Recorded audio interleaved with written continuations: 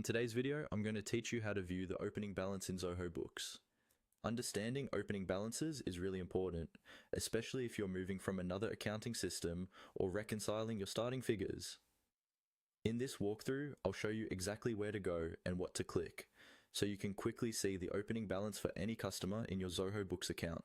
Let's get started inside Zoho Books. Once you're logged in and on your main dashboard, begin by looking at the navigation menu on the left side of the screen. From here, you want to locate the section labeled Sales. This is where Zoho groups everything related to your customers, invoices, and payments. Go ahead and click on Sales. This takes you into the Sales area, where you can manage all customer-related transactions. After you've opened the Sales section, look toward the top or side menu options and find Customers. This tab is specifically for the list of all customers you've added into Zoho Books. Click on Customers. You should now see a list or table view of your customers, usually showing names, email addresses, outstanding amounts, and other basic details. Once you're on the Customers page, the next step is to select the customer whose opening balance you want to view.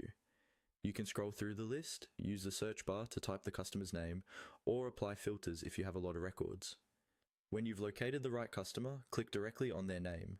This opens that customer's detailed profile page where you can see their contact information, transaction history, and balances. On the customer's profile page, look for an option or link that says View Opening Balance.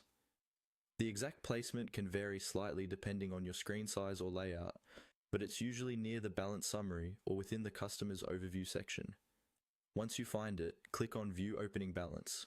Zoho Books will now display the opening balance details for that specific customer.